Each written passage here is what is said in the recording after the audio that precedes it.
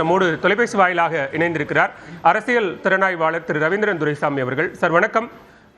வீட்டை விட்டு வெளியே வாருங்கள்னு என்ன கூப்பிடுறீங்க, ஆனா தேர்தல் நாள்ல பாருங்க ஒவ்வொரு வீட்டிலிருந்தும் ஒரு விஜயம் வந்து வாக்களிப்பார்கள் அப்படின்னு ரொம்ப நம்பிக்கையோட பேசியிருக்கிறார் விஜய். எப்படி பார்க்கறீங்க? அதாவது இதே நம்பிக்கை ஒரு மக்களவை தேர்தலே காட்டியிருக்கலாம். 2024 கட்சி ஆரம்பிச்சுட்டு மக்களவை தேர்தலில் லெட்டர் பேடா தான் இருந்தாரு.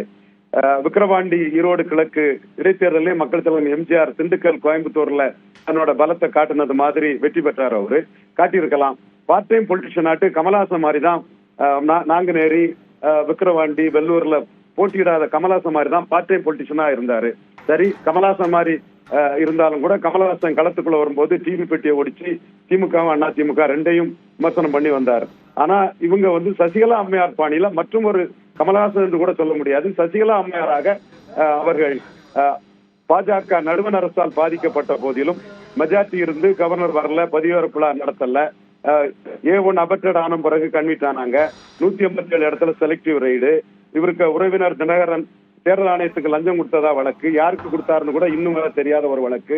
அவ்வளவு விஷயங்களும் இருந்து கூட சசிகலா அம்மையார் திமுக எதிர்ப்பு என்றுதான் சொல்லுவாரே தவிர மத்திய நடுவண் அரசுக்கு எதிராக ஒரு வார்த்தை கூற மாட்டார்.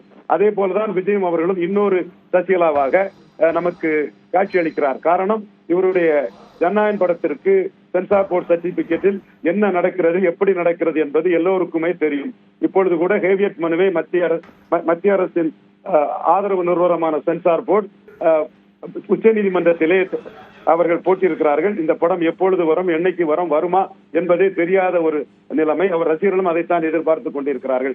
அதை பற்றி எதுவுமே பேசுவதற்கு முடியாதவராக, மத்திய அரசை எதிர்க்க முடியாத இன்னொரு சசிகலாவாக அவர் திராவிட முன்னேற்ற கழகத்திற்கு எதிராக தன் வார்த்தைகளை வைக்கிறார், தன் கிளைம்களை வைக்கிறார். இதிலிருந்தே அவருடைய பலகீனம் தெரிகிறது.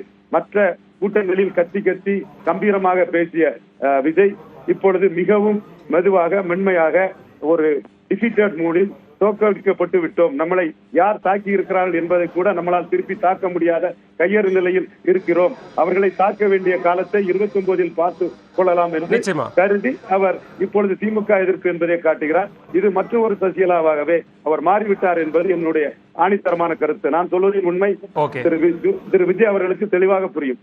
மிக நன்றி திரு ரவீந்திரன் துரைசாமி. இணைப்பில் கருத்துக்களை பகிர்ந்து கொண்டமைக்கு நன்றி.